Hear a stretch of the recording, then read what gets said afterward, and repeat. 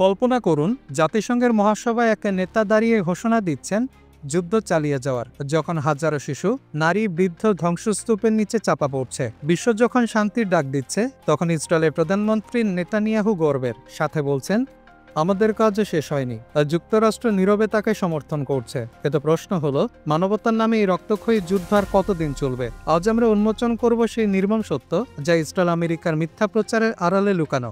জাতিসংঘের মঞ্চে দাঁড়িয়ে ইসরায়েলের প্রধানমন্ত্রী বেঞ্জামিন নেতানিয়াহু ঘোষণা দিলেন, আমাদের কাজ শেষ হয়নি, আমরা হামাসের বিরুদ্ধে যুদ্ধ চালিয়ে যাব। কিন্তু প্রশ্ন হলো, যখন গোটা বিশ্ব গাজার শিশুদের রক্তে কাঁদছে, তখন কিভাবে একজন নেতা এত নির্মমভাবে যুদ্ধ চালিয়ে যাওয়ার ঘোষণা দেন? এই ঘোষণার মধ্যে ইসরায়েলের আসল রূপ উন্মোচিত হয়। এই ভাষণের মুহূর্তে দেখা গেল এক নাটকীয় দৃশ্য। জাতিসংঘের ডজন ডজন সদস্য দেশ নেতানিয়াহুর বক্তব্য শুরু হতে বিক্ষোভ জানিয়ে সভা থেকে বের হয়ে গেলেন। এটি শুধু একটি প্রতীকী প্রতিবাদ নয়, বরং ইসরায়েলের বিরুদ্ধে বিশ্ব জনতার এক শক্তিশালী অবস্থান। আন্তর্জাতিক পরিসরে ইসরায়েল এখন একা হয়ে পড়ছে। নেতানিয়াহু বক্তব্যে বললেন, যারা ফিলিস্তিন রাষ্ট্রকে স্বীকৃতি দিচ্ছে তারা আসলে সন্ত্রাসকে উৎসাহিত করছে। অথচ বাস্তবতা হলো, আজ পর্যন্ত ইসরায়েলি সবচেয়ে বড় রাষ্ট্রীয় সন্ত্রাসী। তাদের গোলাবর্ষণে গাজায় ইতোমধ্যেই 65,000-এরও বেশি মানুষ নিহত হয়েছে। এর মধ্যে শিশু ও নারী সংখ্যা সবচেয়ে বেশি। যুক্তরাষ্ট্র এই গণহত্যার প্রত্যক্ষ মদতদাতা। তারা প্রতিদিন নতুন নতুন অস্ত্র, অর্থ ও কূটনৈতিক সহায়তা দিচ্ছে ইসরায়েলকে। মানবতার মুখোশ পরে যুক্তরাষ্ট্র যখন শান্তির কথা বলে, তখন গোপনে ইসরায়েলকে হত্যাযজ্ঞ চালানোর লাইসেন্স দিচ্ছে। এই দ্বিমুখী নীতি আজ গোটা বিশ্বের মানুষের ক্ষোভ বাড়িয়ে তুলছে। আর জাতিসংঘের সাধারণ পরিষদের নেতানিয়াহুর এই ভাষণের সময় সমর্থক অল্প কিছু দেশে উপস্থিত ছিল। যুক্তরাষ্ট্র ও যুক্তরাজ্যের প্রতিনিধি দলের সিনিয়র কেউ ছিলেন না। তার মানে বিশ্বশক্তিরাও ধীরে ধীরে ইসরায়েলকে নিয়ে অস্বস্তিতে পড়ছে। অথচ নেতানিয়াহু জেদ ধরে বললেন, আমরা থামব না। এই একগুঁয়ে যুদ্ধনীতির কারণে ইসরায়েল আজ আন্তর্জাতিক অপরাধ আদালত ICC এর নজরে এসেছে। নেতানিয়াহুর বিরুদ্ধে ইতোমধ্যে যুদ্ধাপরাধ ও মানবতার বিরুদ্ধে অপরাধের অভিযোগে গ্রেপ্তারি পরোয়ানা জারি হয়েছে। কিন্তু যুক্তরাষ্ট্র তাকে রক্ষা করার জন্য কূটনৈতিক শক্তি ব্যবহার করছে। প্রশ্ন হলো, একজন যুদ্ধাপরাধীকে কেন সুরক্ষা দিচ্ছে যুক্তরাষ্ট্র? জাতিসংঘের মঞ্চে নেতানিয়াহু একসময় হাতে একটি মানচিত্র তুলে ধরেন, যেটির নাম দেন দ্য কার্স বা অভিশাপ। তিনি দাবি করেন, ইসরায়েল চারপাশে শত্রু দ্বারা পরিবেষ্টিত। কিন্তু বাস্তবে ইসরায়েলি হলো সেই শক্তি যারা প্রতিবেশীদের ভূমি দখল করে, হত্যা করে এবং বারবার আন্তর্জাতিক আইন ভঙ্গ করে এসেছে। এই ভাষণের মধ্য দিয়ে নেতানিয়াহু শুধু গাজার মানুষকে নয়, গোটা মানবজাতিকেই চ্যালেঞ্জে ছুড়ে দিয়েছেন। তিনি বললেন, ইসরায়েল সবার হয়ে লড়েছে।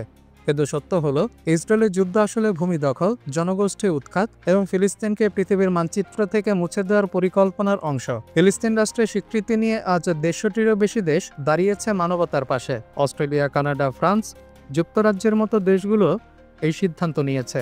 অথচ ইসরায়েল বলছে এটি সন্ত্রাসবাদকে উস্কানি দেবে। প্রশ্ন হলো, শিশুর স্বাধীনতা, একটি জাতির অস্তিত্ব স্বীকৃতি দেওয়া কিভাবে সন্ত্রাসবাদ? নেতানিয়াহুর ভাষণের আগের দিন ফিলিস্তিনের নেতা মাহমুদ আব্বাস জাতিসংঘের ভিডিও বার্তায় বললেন, এখনই সময় আন্তর্জাতিক সম্প্রদায়কে ফিলিস্তিনের পাশে দাঁড়াতে হবে। আব্বাসের কণ্ঠস্বর ছিল ক্ষোভে ভরা, কারণ আমেরিকা তাকে ভিসা দেয়নি। এর মধ্যেই প্রমাণ হলো, আর যুক্তরাষ্ট্র সবসময় ইসরায়েলকে প্রাধান্য দেয়। ইসরায়েলের দাবি, তারা গাজার ভেতরে নিজেদের বক্তব্য প্রচারের জন্য মোবাইল ফোন নেটওয়ার্ক দখল করেছে এবং সীমান্তে লাউডস্পিকার বসিয়েছে। কিন্তু আসল উদ্দেশ্য হলো গাজার সাধারণ মানুষকে মানসিকভাবে ভেঙে দেওয়া। এটি সরাসরি তথ্যযুদ্ধ, যা আন্তর্জাতিক আইনেও অপরাধ হিসেবে গণ্য। গাজার বর্তমান পরিস্থিতি ভয়াবহ।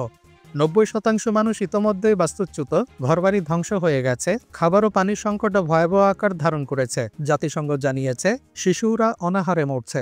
অথচ ইসরায়েল বলছে তারা সন্ত্রাসের বিরুদ্ধে যুদ্ধ করছে। বাস্তবে এটি একটি গণহত্যা ছাড়া আর কিছু নয়। আমরা ভুলে গেলে চলবে না, এই যুদ্ধ শুরু হয়েছিল 2023 সালে 7ই অক্টোবরের ঘটনায়। হামাস ইসরায়েলে হামলা চালায়, প্রায় 1200 মানুষ নিহত হয়। কিন্তু সেই ঘটনার প্রতিশোধে ইসরায়েল গোটা গাজাকে ধ্বংস করে দিল। আন্তর্জাতিক নিয়মে কোনো প্রতিশোধী গণহত্যার বৈধতা দিতে পারে না। এখন প্রশ্ন হলো, যুক্তরাষ্ট্র কেন ইসরায়েলকে এত সমর্থন দিচ্ছে? এর মূল কারণ রাজনৈতিক ও অর্থনৈতিক। আমেরিকার অস্ত্রশিল্প ইসরায়েলকে অস্ত্র বিক্রি করে কোটি কোটি ডলার আয় করছে। একই সাথে মধ্যপ্রাচ্যে ইসরায়েলকে ব্যবহার করে নিজেদের আধিপত্য বজায় রাখতে চাইছে। মানবতার চেয়ে অর্থ আর ক্ষমতাই বড় হয়ে দাঁড়িয়েছে। প্রতিনিয়ত আন্তর্জাতিক গণমাধ্যমে গাজার ধ্বংসযজ্ঞের ছবি ছড়িয়ে পড়ছে। ধ্বংসস্তূপে খেলছে শিশু, কাঁদছে মায়েরা, ভাঙা হাসপাতালের মেঝেতে রক্ত ঝরছে। এসবের দৃশ্য দেখে আজ বিশ্বের সাধারণ মানুষও রাস্তায় নেমে প্রতিবাদ করছে। কিন্তু যুক্তরাষ্ট্র সরকার ও নেতানিয়াহু সরকার নির্লজ্জভাবে নীরব। জাতিসংঘের বিশেষ অধিবেশনে প্রায় সব দেশই ইসরায়েলের কর্মকাণ্ডের নিন্দা করেছে। তারা স্পষ্টভাবে বলেছে এটি আত্মরক্ষার যুদ্ধ নয়, বরং একটি দমনমূলক অভিযান। তারা অবিলম্বে যুদ্ধবিরতি ও মানবিক সহায়তা চালুর দাবি জানিয়েছে। কিন্তু ইসরায়েল আমেরিকা জোটে সেই আহ্বানকে উপহাস করছে। ইসরায়েল শুধু গাজায় নয়, পশ্চিম তীরে বসতি স্থাপনের পরিকল্পনা করছে। সম্প্রতি এমন একটি বসতি অনুমোদন করা হয়েছে যা কার্যত পশ্চিম তীরকে 2 ভাগে ভাগ করে দেবে। এর মানে প্যালেস্টাইনের রাষ্ট্র গঠনের স্বপ্নকে তারা ইচ্ছাকৃতভাবে ধ্বংস করছে। এই যেন এক নিখুঁত উপনিবেশবাদ। নেতানিয়াহু সরকার বারবার সন্ত্রাস শব্দ ব্যবহার করে হামাসকে দোষারোপ করছে, কিন্তু বাস্তবে ইসরায়েলের কর্মকাণ্ডই সন্ত্রাসবাদকে উস্কে দিচ্ছে। আর যখন একটি জাতিকে তার জন্মভূমি থেকে উৎখাত করা হয় তখন প্রতিরোধ স্বাভাবিক। অথচ যুক্তরাষ্ট্র ইসরায়েলের মিডিয়া মেশিন এটিকে বিকৃত করে দেখায়। বিশ্বজুড়ে সাধারণ মানুষ এখন আর বিভ্রান্ত হচ্ছে না। London, Paris, new York, Tokyo সবখানে মানুষ ফিলিস্তিনের পক্ষে বিক্ষোভ করছে। কোটি মানুষের কণ্ঠ আজ একসাথে বলছে স্টপ জেনোসাইড। এটাই প্রমাণ করে মানবতার পক্ষে দাঁড়ালে সত্যিকারের শক্তি জনগণের মধ্যেই থাকে। আমেরিকার ভেতরেও ক্রমশ বিরোধিতা বাড়ছে। বিশ্ববিদ্যালয় শিক্ষার্থীরা গাজা হত্যাযজ্ঞের বিরুদ্ধে প্রতিবাদে নামছে। সাংবাদিকরা সত্য প্রকাশ করছে। মানবাধিকার কর্মীরা সরকারের দ্বিচারিতা তুলে ধরছে।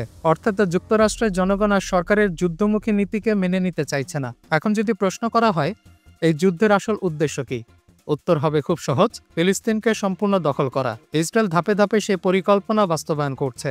তারা গাজাকে ধ্বংস করে শূন্য করে ফেলছে, পশ্চিম তীরে বসতি করছে। এ যেন 21 শতকের সবচেয়ে বড় উপনিবেশবাদী প্রকল্প। আন্তর্জাতিক আদালতে দক্ষিণ আফ্রিকা স্পষ্টভাবে অভিযোগ করেছে ইসরায়েল গাজায় গণহত্যা চালাচ্ছে।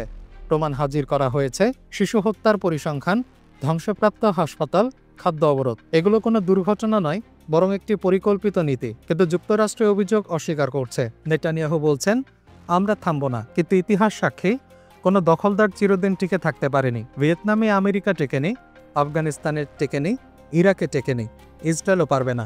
কারণ একটি জাতির স্বাধীনতার জন্য লড়াই কখনো শেষ হয় না। আজকের বিশ্ব প্রমাণ করছে মানবতার শক্তি যে কোনো রাষ্ট্রশক্তির চেয়ে বড়।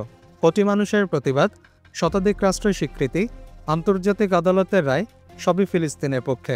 ইসরায়েল যতই যুক্তরাষ্ট্রের ছত্রছায়ায় থাকুক, শেষ পর্যন্ত তারা ন্যায় বিচার থেকে পালাতে পারবে না। শেষ কথাটি খুব পরিষ্কার, ইসরায়েল ও যুক্তরাষ্ট্র আজ মানবতার বিরুদ্ধে অবস্থান নিয়েছে। তারা যুদ্ধাপরাধ করছে, শিশু হত্যা করছে, রাষ্ট্রীয় সন্ত্রাস চালাচ্ছে। কিন্তু এই লড়াইয়ের জয় হবে ফিলিস্তিনের, কারণ প্রতিটি অন্যায়ের পর ইতিহাসে ন্যায় বিচার প্রতিষ্ঠিত হয়েছে এবং এবারও হবে।